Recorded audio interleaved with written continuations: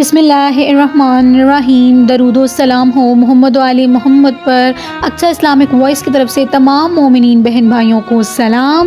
या अली अलैहिस्सलाम मदद। नाज़रीन कराम, आज के इस वीडियो में हम आपके साथ क़यामत की 72 निशानियाँ शेयर करने जा रहे हैं और आपको मज़ीद नबी करीम सल्लल्लाहु अलैहि वसल्लम से रिवायत जो भी निशानियाँ बताई गई हैं वो भी आपके साथ आज के इस वीडियो में शेयर करेंगे। मज़ीद जानने के लिए आप हमारी वीडियो को लाइक कर सकते हैं, हमारे चैनल को सब्सक्राइब कर सकते हैं और इस तरह की मालूमात को अपने दोस्तों में शेयर कर सकते हैं। बढ़ते हैं आज के मौजू की तरफ। हज़रत हुज़ैफ़ा रज़ियल्लाहु तआला अन्हु से रिवायत है कि हुज़ूर सल्लल्लाहु अलैहि वसल्लम ने फरमाया,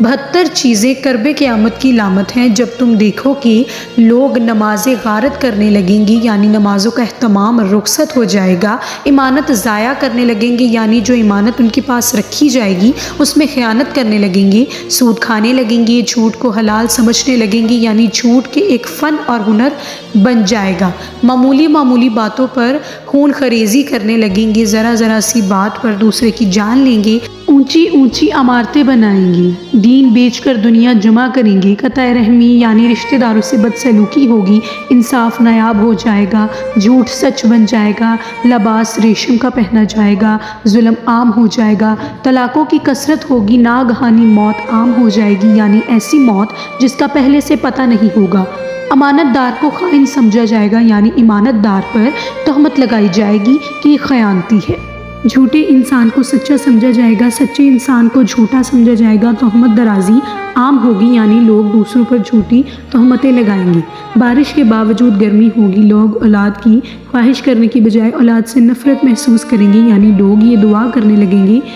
कि औलाद ना हो, कमीने लोग ऐशो अशरत की ज़िंदगी बसर करेंगे, शरीफों का नाक में दम हो जाएगा यानी शरीफ लोग शराफत लेकर बैठेंगे तो दुनिया से कट जाएंगे, अमीर और वज़ीर झूठ के आदी बन जाएंगे, अमीन खयानत करने लगेंगे, सरदार जुल्म पेशा होंगे, आलम और कारी बदकार होंगे यानी आलम भी हैं और कुरान की तिलावत भी कर रहे हैं मगर बदकार हैं, लोग जानवरों की खालों के लिबास पहनेंगे, लोग जानवरों की खालों से बने आला दर्जे के लिबास पहनेंगे लेकिन इनके दिल मर्दार से भी ज़्यादा बदबूदार होंगे और अवीले से भी ज़्यादा कड़वे होंगे, सोना आम हो जाएगा, चांदी की मांग बढ़ जाएगी, गुनाह ज़्यादा हो जाएंगे, अमन कम हो जाएगा, कुरान करीम के नुस्खों को आरास्ता किया जाएगा और इस पर नक्शो निगार किए जाएंगे, मस्जिदों में नक्शो निगार किए जाएंगे, ऊंचे मीनार बनाए जाएंगे लेकिन दिन बिरान होंगे, शराबें पी जाएंगी, शरई सज़ाओं को मुअत्तल किया जाएगा, जो लोग नंगे पाँव नंगे बदन गैर मजहब होंगे वो बादशाह बन जाएंगे, तजारत में औरत मर्द के साथ शिरकत करेगी जैसे आजकल हो रहा है, मर्द औरतों की नकालें करेंगे, औरतें मर्दों की नकलें करेंगी लेकिन मर्द औरतों जैसा हुलिया बनाएंगे और औरतें मर्दों जैसा, गैर अल्लाह की कस्में खाई जाएंगी यानी कसम तो सिर्फ अल्लाह या अल्लाह की सिफ़त की खाना जायज़ है, दूसरी चीज़ों की कसम खाना हराम है, मुसलमान भी बग़ैर कहे झूठी गवाही देने को तैयार हो जाएंगे, सिर्फ जान पहचान के लोगों को सलाम किया जाएगा, हालांकि हुज़ूर सल्लल्लाहु अलैहि वसल्लम का फरमान है कि जिसको तुम जानते हो उसको भी सलाम कहो और जिसको तुम नहीं जानते उसको भी सलाम करो, गैर दीन के लिए शरई इल्म पढ़ा जाएगा यानी शरई इल्म दीन के लिए नहीं बल्कि दुनिया के लिए पढ़ा जाएगा, आखिरत के काम से दुनिया कमाई जाएगी, माले गनीमत को ज़ाती जागीर समझ लिया जाएगा, अमानत को लूट का माल समझा जाएगा, ज़कात को जुर्माना समझा जाएगा, सबसे जलील आदमी कौम का लीडर और कायद बन जाएगा, आदमी अपने बाप की नाफरमानी करने लगेगा और अपनी माँ से बदसलूकी करेगा, दोस्त को नुकसान पहुँचाने से गरेज नहीं किया जाएगा, शौहर बीवी की अतात करने लगेगा, बदकारों की आवाज़ें मस्जिदों से बुलंद होंगी, गाने वाली औरतों की ताज़ीम और तकरीम की जाएगी, गाने बजाने और मौसीकी के आलात को संभाल कर रखा जाएगा, सरे राह शराबें पी जाएंगी, जुल्म को फ़ख्र समझा जाएगा, इंसान बिकने लगेंगे यानी अदालतों में इंसाफ फ़रूख होने लगेगा, पुलिस वालों की कसरत हो जाएगी, कुरान करीम को नगमा सराई का ज़रिया बनाया जाएगा यानी मौसीकी की लय में तिलावत की जाएगी, दरिंदों की खाल के मोज़े बनाए जाएंगे, उम्मत के आखिरी लोग अपने से पहले लोगों पर लान तान करेंगे यानी तनकीद करेंगे, सुर्ख आंधियाँ तुम पर अल्लाह की तरफ से आएंगी, ज़लज़ले आएंगे, लोगों की सूरतें बदल जाएंगी, आसमान से पत्थर बरसाए जाएंगे या अल्लाह की तरफ से कोई अज़ाब आ जाएगा, ناظرین اب بڑھتے ہیں کہ نبی کریم صلی اللہ علیہ وآلہ وسلم نے کیا کیا ارشادات فرمائے ہیں قیامت کے بارے میں۔ رسول اللہ صلی اللہ علیہ وآلہ وسلم نے اپنی امت کو آنے والے ہر قسم کے فتنوں کے بارے میں نہ صرف خبردار کیا بلکہ مستقبل میں رونما ہونے والے اہم واقعات کے بارے میں بھی آگاہ کیا۔ خاص طور پر ظہور امام مہدی علیہ السلام اور خروج دجال سے متعلق واقعات کو تفصیلاً بیان کیا ہے، یہاں تک کہ حق و باطل کے ان دونوں اماموں کے ظہور و خروج سے ماقبل کے حالات کے قدر و تفصیل سے بیان کیا ہے، اور کچھ نشانیاں خصوصی طور پر بیان کی گئی ہیں تاکہ کسی ان پڑھ جاہل مسلمان کو بھی حق و باطل کی پہچان میں کسی قسم کا شک و شبہ نہ رہے۔ اسی طرح حضرت امام مہدی علیہ السلام کے ظہور سے متعلق بیان کی گئی احادیث کے بارے میں اسلاف کا یہ طریقہ چل رہا ہے کہ وہ اس کے متعلق نشانیوں کو ہمیشہ اپنے سامنے رکھتے ہیں تاکہ حضرت امام مہدی علیہ السلام کے ظہور کے وقت حق و باطل کے درمیان ہونے والے معرکے میں وہ حق کے ساتھ کھڑے ہوں اور باطل ان کو دھوکہ نہ دے سکے۔ حضرت امام مہدی کے ظہور سے قبل قریب ترین نشانیوں میں سے ایک نشانی رمضان المبارک میں ایک زوردار آواز سنائی دینا ہے، چاہے وہ چیخ کی صورت میں ہو یا دھماکے کی صورت میں۔ نصف رمضان کی رات یعنی 15ویں شب کو ہوگا اور جمعے کا دن ہوگا۔ اسی طرح اس رمضان میں سورج گرہن کا ہونا، آسمان پر ستون کی مانند کسی چیز کا روشن ہونا، اور سب سے بڑھ کر اس رمضان میں ملک شام میں سفیانی کی جانب سے مسلمانوں کا قتل عام کرنا وغیرہ شامل ہے۔ رسول اللہ صلی اللہ علیہ وآلہ وسلم نے فرمایا، رمضان میں ایک زبردست آواز آئے گی۔ صحابہ کرام رضی اللہ تعالیٰ عنہ نے پوچھا، یا رسول اللہ، آواز رمضان کے اول میں ہوگی، درمیان میں یا آخر میں؟ آپ صلی اللہ علیہ وآلہ وسلم نے فرمایا، نصف رمضان میں۔ جب نصف رمضان میں جمعے کی رات ہوگی تو آسمان سے ایک زوردار آواز آئے گی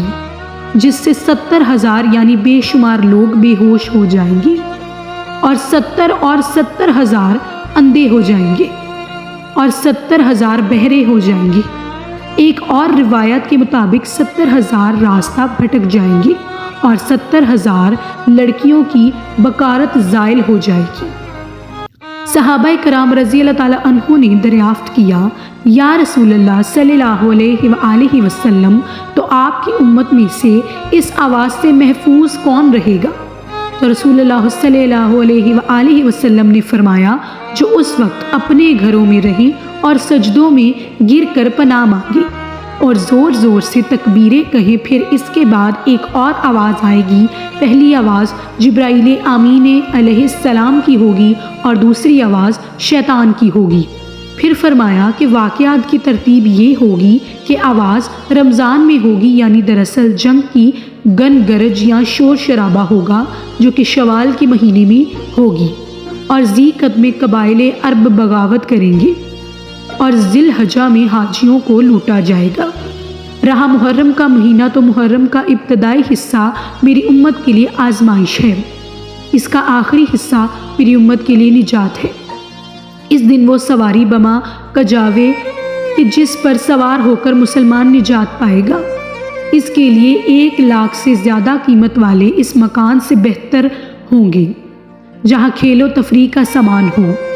رسول اللہ صلی اللہ علیہ وآلہ وسلم نے فرمایا، رمضان میں ایک آواز سنائی دے گی، شوال میں شور شرابہ ہوگا، اور ذی قعدہ میں قبائل کی باہمی کشمکش۔ اس سال حاجیوں کو لوٹا جائے گا، اور منع میں بڑا کشت و خون ہوگا،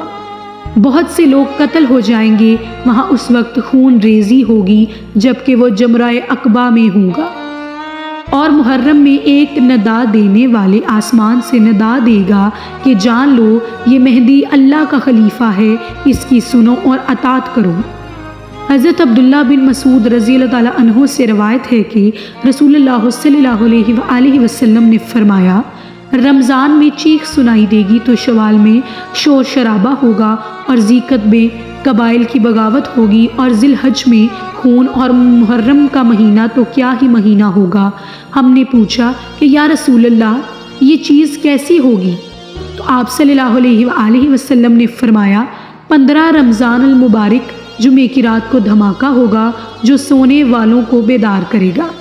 کھڑے ہونے والوں کو بٹھا دے گا۔ شریف زادیاں اپنی خلوت گاہوں سے جمعے کی رات کو نکل آئیں گی۔